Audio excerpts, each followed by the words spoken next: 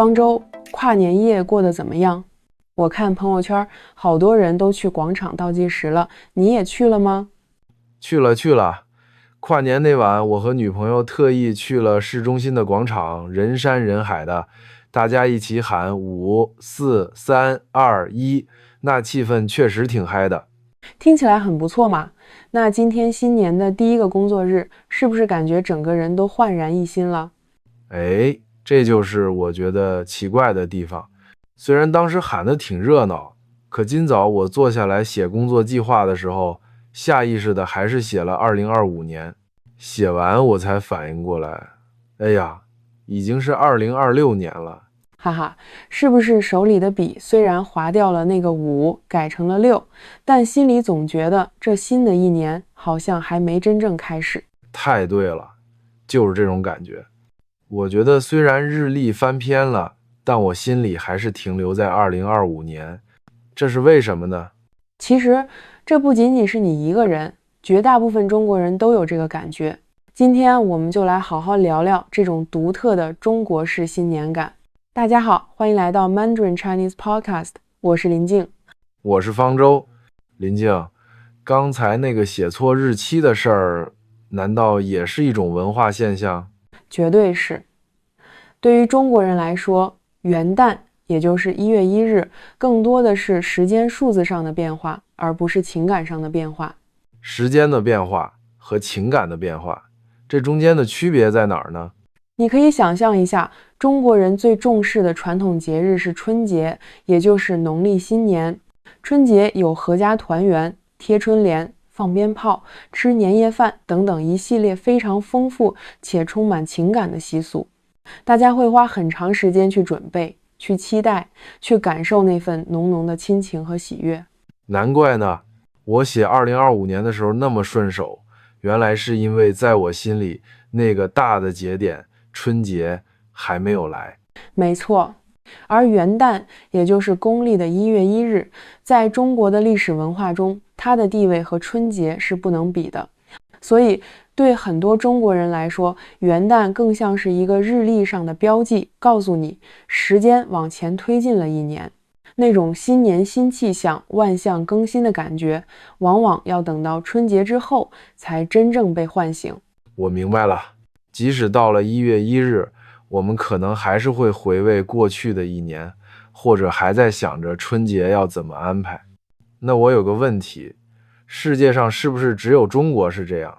还有没有其他国家也像我们一样，主要过农历新年的？当然有。其实在受中国文化影响比较深的亚洲国家，也就是我们常说的汉字文化圈，很多国家都保留着过农历新年的传统，比如韩国和越南。哦，他们也过春节？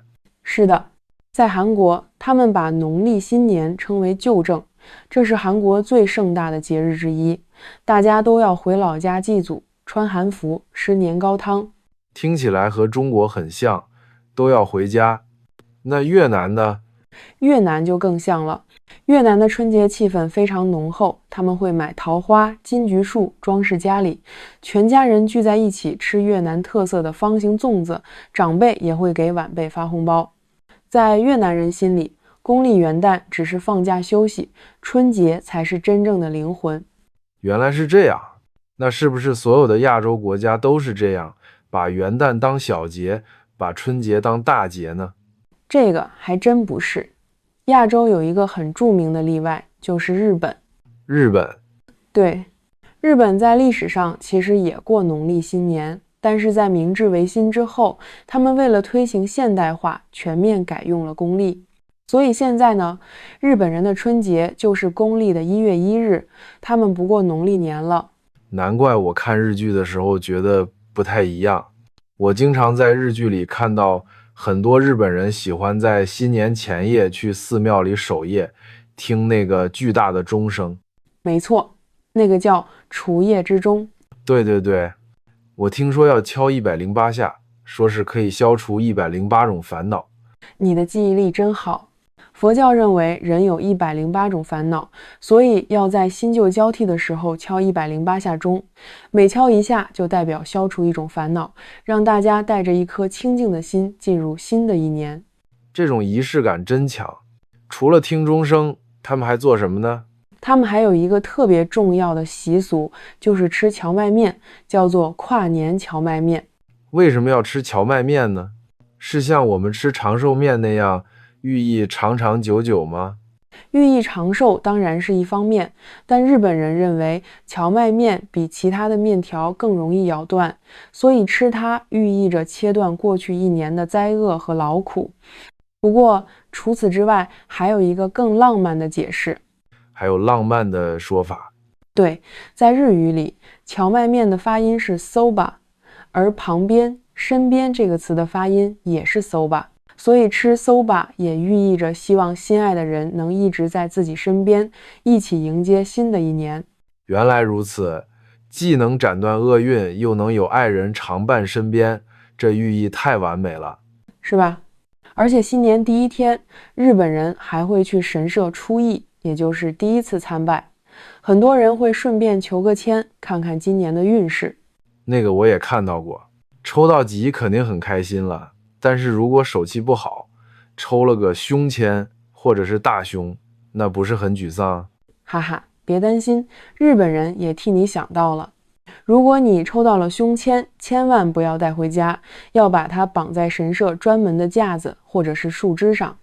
绑在那里有什么说法吗？意思就是把坏运气留在那儿，斩断厄运，不让它跟着你回家。而如果抽到的是吉签，就可以开开心心地带在身上，保佑一年好运。这样我就放心了。日本文化里这种细腻和体贴真的很治愈，他总是设身处地地为人们着想，用一种不动声色的温柔化解了你内心的不安和烦恼。说得真好，这就是文化中人情味儿的体现。聊完了亚洲，那欧美国家的情况呢？提到欧美，大家脑海里第一个画面可能就是美国纽约时代广场了。成千上万的人聚在一起大声倒计时，那个著名的水晶球就在0点准时落下。那一瞬间，漫天都是彩带，大家互相拥抱、亲吻、祝福，这绝对算是全世界最经典的跨年仪式了。对，那个画面太经典了，简直就是跨年的代名词。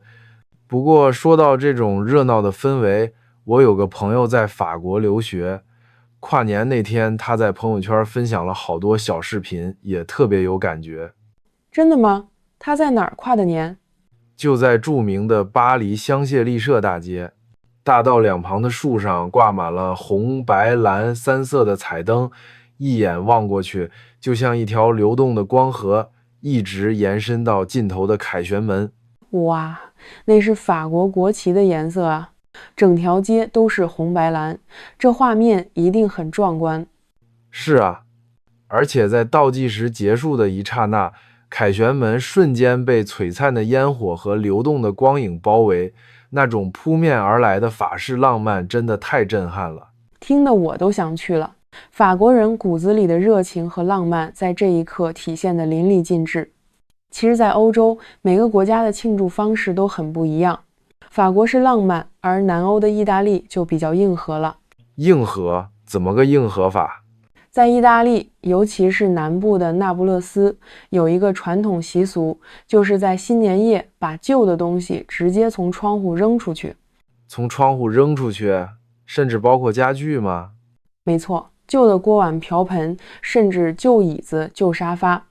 他们认为这样可以把过去一年的霉运通通扔掉，辞旧迎新，让新的一年从零开始。天哪！那新年那天走在意大利的街上，岂不是很危险？要是被从天而降的沙发砸到，可不是开玩笑的。哈哈，所以出于安全考虑，现在大家已经收敛很多了，大多只是象征性的扔一些小的旧杂物，但也足以看出他们想要摆脱霉运的决心了。这确实够硬核的。还有西班牙，大家会在倒计时的最后12秒，每秒钟吃1颗葡萄，象征着未来12个月都甜甜蜜蜜。吃12颗葡萄，这要是吃慢了，根本来不及吞吧？哈哈，是的，所以也是个技术活儿。而在北欧的丹麦就显得有点暴力了。暴力？难道他们新年打架吗？不是打架，是摔盘子。在丹麦，如果你早上起来打开门，发现家门口全是碎盘子渣，千万别生气，反而应该高兴。家门口全是垃圾，我还要高兴，这是为什么？因为在丹麦的传统里，人们会在新年夜把积攒了一年的旧盘子用力摔在朋友或邻居的家门口。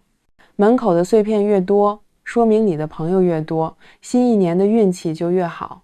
这习俗太有意思了。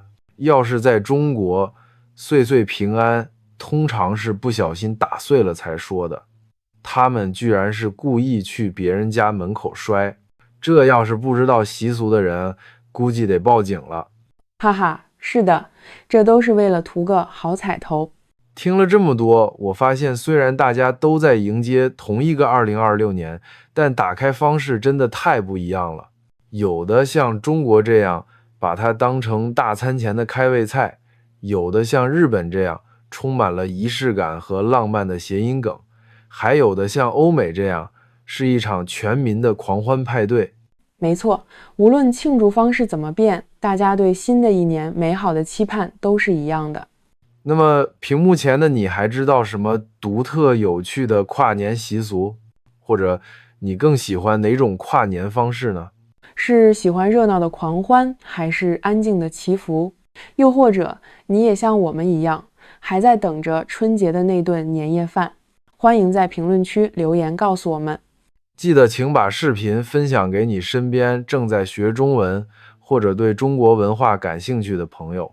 也别忘了点赞、订阅我们的频道，获取更多有趣的中国文化知识。新的一年，祝大家新年快乐，幸福美满。我是林静，我是方舟，我们下期节目再见，拜拜。